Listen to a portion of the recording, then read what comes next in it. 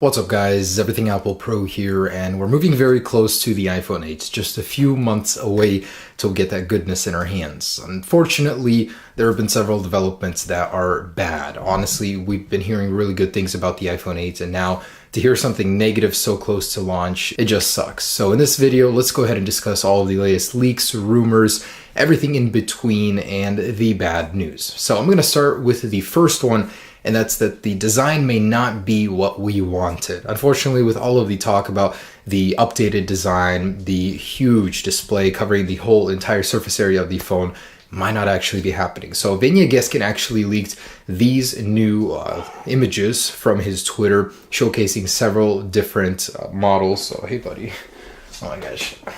Cap break, whoops. This guy just needs some love. So we showcased several images of an alternate iPhone 8 design, which may actually happen. We've seen these in the past with the iPhone 8 clones. Unfortunately, there has been so much information with these designs. He just leaked new schematics, new 3D models in a rendering program, and it's all leading up to a design that's more boring, more dull, and unlike anything that we talked about earlier. So this is a possibility of something that could happen. Just want to prepare you guys for that. And at that very same time, SlashLeaks did provide this video showcasing, as they titled, iPhone 8 hands-on. They didn't give any more info besides that. So again, it showcases a very similar model to what EverythingApplePro just showed us with the caption, "Please don't be real." This thing is looking to be what the iPhone 8, an alternate design, could be. We knew that Apple was already testing multiple variants of the iPhone 8. This could just be one of them alongside the more elegant, the beautiful looking one. So this is the ugly version of the iPhone 8 I would hate to see, but could be a possibility. Now, fortunately, Vania did later tweet saying that this is most likely not the real thing. And I hope to God that what he is saying is true, because that would be a terrible shortcut for Apple to take. Not only would it not embed the Touch ID in the display, it would also make the display a lot uglier and go backwards in design. Instead of being a smooth, rounded, very beautiful looking design, it's now squared and made of metal like the iPhone 7 and earlier models. It was supposed to be all glass. And earlier today, 9to5Mac got their hands on an iPhone 8 model, photos and videos of this device. Now, provided by Shai Mizrahi, I believe that's how you pronounce it, this guy was able to obtain a physical model of the iPhone 8. And I gotta say, this is the most detailed look at it. That's not the real thing that we've seen. So it's got the speaker on the front of the device, very, very tiny cutout there. The display looks great, very smooth, huge display on the front there. On the rear, we've got that vertical camera, stainless steel border, polished, still looks good. I don't prefer it, but I wouldn't mind it if it was the only color option of this device. Overall, matching up to a lot of the rumors we've already heard. Now, the great thing about this model is that it gives us a size comparison with the iPhone 7 Plus, and this thing is absolutely tiny. Like, it seems like it's going to be such a comfortable device just because of how tiny it is, yet retains the massive display of the iPhone 7 Plus. My only concern is that the borders are going to somehow need some sort of palm rejection because there's almost no bezels there. This thing looks beautiful. Thanks to 9to5Mac for sharing this. That's the iPhone 8 hands-on mock-up. And to give you an idea of this very same model in action, Apple iDesigner, who I've been working with for a while now, great concept artist, I've shared a lot of his stuff in here, only keeps getting better. He's released this new concept that I wanted to share with you of the iPhone 8 running iOS 11. So to give you an idea of how this design would work, it would be just like this.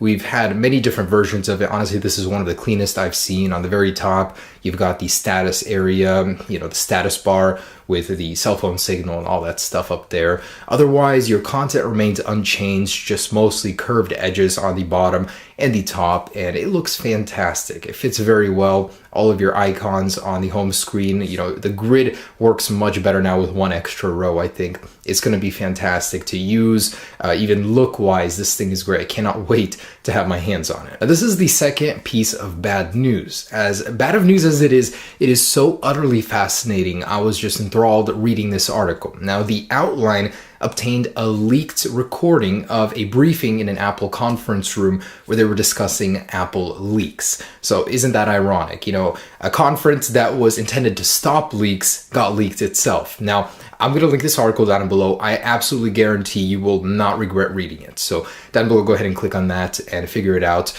But basically, this goes into detail about an hour-long meeting between a bunch of Apple executives in order for them to stop leaks and how they do it. And it is so fascinating. So to begin, I'm going to start setting the scene here. Apple employs ex-NSA, ex-FBI, ex-Secret Service, ex-military members, employees to track down leakers, to track down anywhere where some information can get leaked. And it goes into detail about how they do it. They don't play a game where they say, oh, it got leaked, whatever, we'll get them next time. Mission failed. We'll get them next time. No. Once a leak happens, it can take up to 5-6 years for them to track down where it came from. And basically, they want to plug every leak, every hole in their entire operation in order for leaks to become less and less and just completely stop. So the videos I'm making detailing these leaks online are going to become just speculation soon, because Apple is just trying so hard to stop these leaks. And it goes into detail about many instances where iPhone shells would leak. You know, back in 2013, 2014, there used to be tens of thousands that would leak every year. And I'll give you exact numbers here. So in 2013, it was like 18,000 enclosures of the iPhone 5C that got leaked. Then in 2014, 387 were stolen, and these are enclosures that people would hide in their bras, between their toes, in their groin area. This article goes into detail about that. It was so funny. But since Apple has increased their security measures, more metal detectors, that's completely went down. In 2015, it was 57 enclosures, and in 2016, it was just 4 that were stolen. So that's about a 1 in 16 million loss for their enclosures, for these housings of upcoming iPhones. This year, I doubt we're even going to see an iPhone 7 physical actual model or enclosure before the release. We've seen these dummy models, but that's based on CAD files that companies get to make cases, so it's not the real deal. We haven't actually physically seen, besides the display possibly, any real part leaks for the iPhone 8. So just want you guys to understand what's going on here. iPhone leaks are becoming more and more rare because of this, because Apple is going so hard on the leakers, trying not to make it happen. It means iPhone 8 rumors, even future iPhone, is going to be getting rarer and rarer from now on, which is very unfortunate actually. And the very last piece of bad news coming from a Weibo leaker affects both Samsung and Apple. So this leaker is saying that both Apple and Samsung have the very same problem when it comes to embedding the Touch ID in the display. They're going through issues technologically producing this panel with an issue where the portion of the display where the fingerprint is embedded, basically it lights up brighter than the rest of the display. They're not able to even out the brilliance, the brightness on the display, and that's causing a holdup in manufacturing, which is ultimately leading the Galaxy Note 8 to not have this feature at all. Now they went into further detail as to why the Note 8 won't be getting this feature, and basically they're saying Samsung is having a hard time making an integrated color, a chip that's supposed to be opaque, that'll read the surface of your fingerprint. They're not able to blend it seamlessly into the display. So if you look into the glass, you might even be able to see that component there. So they're having issues with brightness and getting that the fingerprint sensor itself to be more opaque, which I'm sure is an issue Apple is also facing. And just so you know, the Note 8 is releasing in August, according to Reuters. They're saying that it's going to be directly competing with the iPhone 7 Plus series with a dual lens camera, slightly larger than 6.2 inches display. It's going to have a curved display, also like the iPhone 8.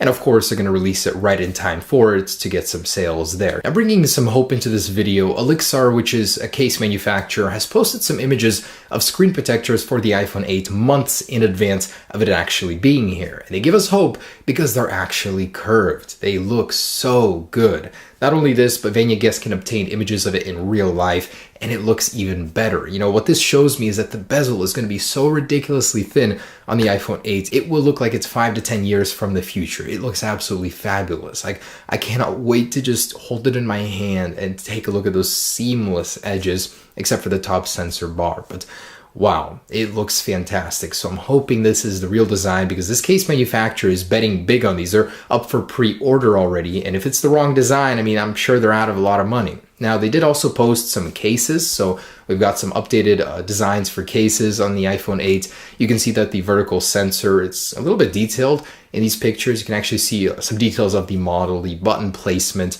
Overall, this is, according to Elixir, the actual design of the iPhone 8, as they're already selling cases for the iPhone 8. Now, MacRumors is apparently receiving a lot of visits from devices representing themselves as a possible iPhone 8. So this device has a resolution of 375 by 812 pixels, which obviously is very low resolution. It wouldn't be the real iPhone 8, but it directly translates times 3 to the actual resolution provided by Ming-Chi Kuo early. This could actually be very legit, because this isn't the first time something like this happens to MacRumors. Just a few months ago, it was receiving a lot of visits from devices with 834 by 1132 pixel displays, which times 2 translates almost directly to the resolution of the current iPad Pro 10.5. So this has some credibility there. The iPhone 8 is making more and more visits to MacRumors.com from Apple's testing site, apparently. Guys, there it is, the latest on the iPhone 8. Some pretty bad news I'm hoping doesn't come true. The design I've grown to love definitely isn't that one with the fingerprint sensor on the back. That's just a lazy attempt Apple should not do.